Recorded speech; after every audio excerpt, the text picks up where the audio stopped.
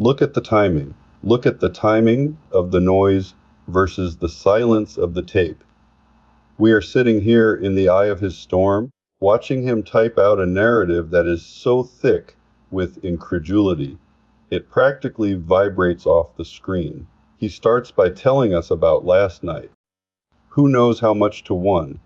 That is what he's toting as his scorecard on endorsements. He says numerous ones were outliers, sure, but the point he's driving at is the disparity. He wants you to believe that if you had studied the fake news, you would think it was just the opposite, one to a number. He's screaming that all they talked about was the one, and that's why they call it fake news. He is framing the entire political landscape as a binary war between his reality and their fabrication, demanding we accept his count as the absolute truth because he says so. But then he pivots. He moves from endorsements to elections, and the vitriol ramps up. He's talking about El Said, calling him a communist loser who hates Jews and Israel, projected to win against a socialist. He dismisses the polls as way off, claiming she wasn't expected to do as well as she did. He uses this to paint a picture of impending doom, saying the Democrats' crazy policies will only get worse. This is the narrative engine: fear, anger, and the sense that the system is rigged against him. And where does he find his most potent fuel? Wayne County in Detroit. He calls it one of the most corrupt voting areas in the United States, if not the world. He's using hyperbole that crosses into pure conspiracy, calling it strictly a number world. He says miracles happen there, including more votes cast than voters by a lot. He is planting the seed for another rigged election, warning us about fake mail in ballots that will surprisingly show up at the last moment. He's telling you to get ready for trouble, to vote FOR Mike Rogers and make Michigan toe bidgie toe right. It's a masterclass in manufacturing doubt before the vote is even cast. And yet, look at what he posts right alongside this political warfare. He shares an image. A political social media post with a dark blue to red gradient background. It screams Republican nominee FR Bull 03 and John Braun wins. With the stamp endorsed BY President Trump, there's the Trump-Vance logo, the phrase, "Make America Great Again," beneath it. Two people in business attire, Donald Trump on the left, John Braun on the right. He does this again. Another image, same gradient. Republican nominee FR Well 04 Amanda McKinney wins. Endorsed by President Trump, Trump-Vance logo, stars around it. Trump on the left, Amanda McKinney on the right. And a big number. Congressman Sado A05 Michael Baumgartner wins. Red banner. Endorsed by President Trump. Trump on the left, Michael Baumgartner on the right.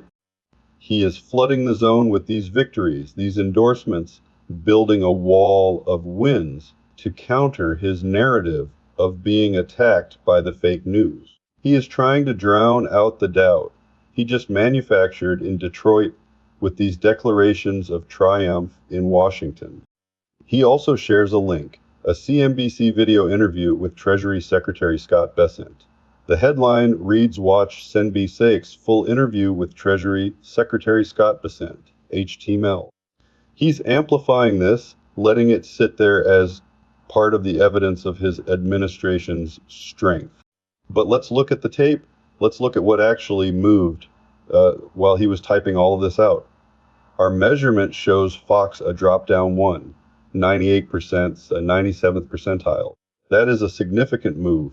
It's not a whisper, it's a drop in the tape. And VIXI jumped up 1. 47% a 42nd percentile, which then jumped at the open up 113% Vera's prior close 77th percentile of its overnight gaps.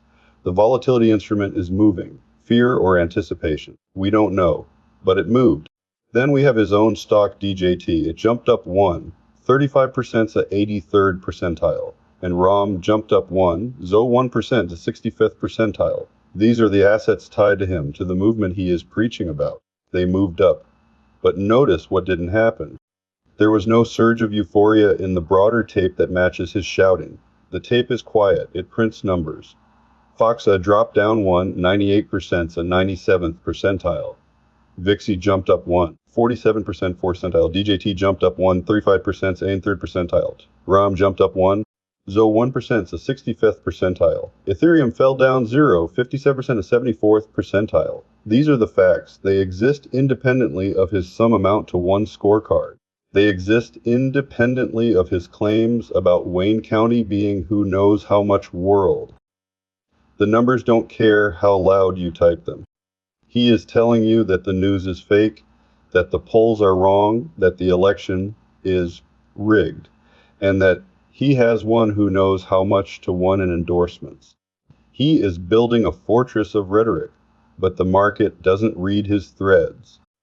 The market doesn't care about communist losers or socialists or corrupt voting areas. The market only sees the prints. And while he is shouting about making Michigan too big to rig, the tape is doing its own thing. Foxa dropped down 1, 98%, a 97th percentile. 47% 4th percentile. DJT jumped up 1, 35%, 83rd percentile. ROM jumped up 1, 101%, a 65th percentile. These movements are real. They are measured. They are the only things that matter in this room. He can post all the gradient images he wants with Trump on the left and Braun on the right, or McKinney or Baumgartner. He can share every interview with Besant he wants. The tape has no soaring and no crashing, only prints. And right now, the prints are telling a story of volatility and divergence that his words are trying desperately to ignore.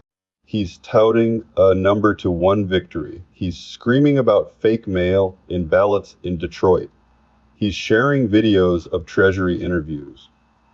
But look at the timing. Look at how he tries to control the narrative through sheer volume and outrage. And then look at our tape. 98% to 97th percentile. VIXI jumped up 147% to 4th percentile. DJT jumped up 135% to 8th percentile. ROM jumped up 101% to 65th percentile. Ethereum fell down 0, 57%, 74th percentile. The numbers are there. They are unemotional. They are indifferent to his claims of corruption or his declarations of win.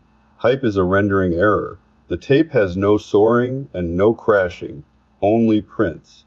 And the prints are quiet, cold, and exact. Don't let the noise distract you from the number. That's the show. We're on Spotify and YouTube. If this earned it, like, subscribe, tell a friend.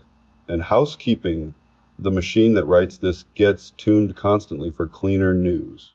The numbers are real, the jokes are not.